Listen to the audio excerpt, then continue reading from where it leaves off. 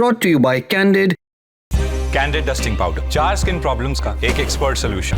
Candid dusting powder, हटा खुजली, लगा कैंडिड। एक आईएएस आईपीएस को फटकार लगाना, वो भी सीधी चेतावनी के साथ। ड्यूटी नहीं हो रही तो इस्तीफा दे दो, कितनी बड़ी बात है। और ये कहा किसने? अदालत ने। कोर्ट ने कहा कानून व्यवस्था बनाए रखना शासन की जिम्मेदारी है। अगर आपसे नहीं हो पा रहा है तो इस्तीफा दे दीजिए या फिर ट्रांसफर ले लीजिए। शब्द हैं इलाहाबाद हाईकोर्ट के, कहे गए हैं संभल के स्थानीय अधिकारियों से। मामला एक मस्जिद में नमाजियों की तादाद को सीमित करने से जुड़ा है। प्रशासन ने उत्तर प्रदेश के संभल की एक मस्जिद में 20 से ज्यादा लोगों के नमाज पढ़ने पर रोक लगाने का आदेश दे दिया था। इस ऑर्डर के खिलाफ मुनाजिर खान कोर्ट चले गए। कोर्ट से उन्होंने कहा कि उन्हें रमजान के महीने में गाटा नंबर 291 पर, जहां एक मस्जिद है, उस गाटा नंबर 291 पर नमाज अदा करने से रोका जा रहा है। अपनी रिट पिटीशन में मुनाजिर ने यह भी इल्जाम लगाया कि अधिकारियों ने मस्जिद परिसर में नमाज अदा करने के लिए सिर्फ 20 लोगों को ही इजाजत दी है, जबकि रमजान के दौरान वहां ज्यादा संख्या में नमाजियों के इकट्ठा होने की उम्मीद होती है। इसमें रिस्पोंडेंट पार्टी यानी प्रतिवादी थी उत्तर प्रदेश की सीएम योगी आदित्यनाथ सरकार। राज्य की योगी सरकार के वकील भी कोर्ट में पेश हुए।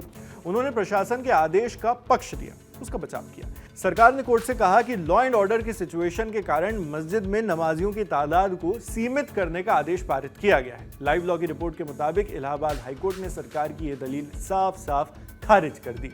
27 फरवरी को अपने आदेश में इलाहाबाद हाईकोर्ट के जस्टिस अतुल श्रीधरन और जस्टिस सिद्धार्थ नंदन की बेंच ने कहा, अगर पुलिस अधीक्षक यानी एसपी और जिला कलेक्टर यानी डीएम को कानून व्यवस्था की समस्या की आशंका है और इसलिए वो नमाजियों की संख्या को सीमित करना चाहते हैं, तो उन्हें या तो इस्तीफा दे देना चाहिए या अपना ट्रांसफर मांग लेना चाहिए। कोर्ट ने आगे कहा कि हम साफ तौर पर सरकार के वकील के तर्क को खारिज करते हैं। यह शासन की जिम्मेदारी है और कर्तव्य है कि वो हर हालात में कानून के राज को बनाए रखें। इसी में आगे जोड़ते हुए हाईकोर्ट ने आईएएस आईपीएस अधिकारियों को स्पष्ट शब्दों में डांट लगा दी। कहा, अगर स्थानीय अधिकारियों एसपी और डीएम को लगता है कि मस्जिद में नमाजियों की संख्या को सीमित न करने से कानून व्यवस्था की स्थिति बिगड़ सकती है, तो या तो उन्हें अपने पद से इस्तीफा दे देना चाहिए, या अगर वो कानून के राज को लागू कर पाने के लायक नहीं है तो संभल जिले से बाहर कहीं ट्रांसफर की मांग करनी चाहिए। इलाहाबाद हाईकोर्ट ने कहा कि यह शासन का कर्तव्य है कि वो इसकी व्यवस्था बनाए, यह सुनिश्चित करे कि हर समुदाय के लोग अपनी निर्धारित रिलीजियस प्लेस पर शांतिपूर्ण इबादत उपासना कर सकें। कोर्ट ने यह भी साफ किया कि अगर पूजा इबादत करने की जगह किसी की निजी संपत्ति है तो फिर कोर्ट के कहे अनुसार वहां पूजा या नमाज के लिए सरकार से परमिशन की जरूरत ही नहीं है।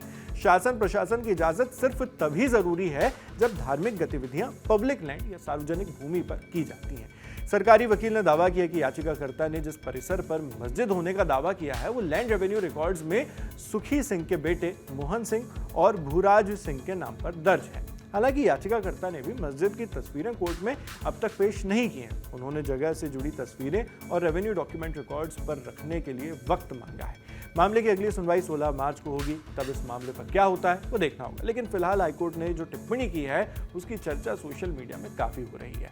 आप कोर्ट के इस रिमार्क पर क्या सोचते हैं, कमेंट बॉक्स में लिखकर जरूर बताएं। आपके लिए खबर लिखी है हमारे साथी राघवेंद्र ने। मैं हूं शेख नावेद, देखते रहिए ललन टॉप।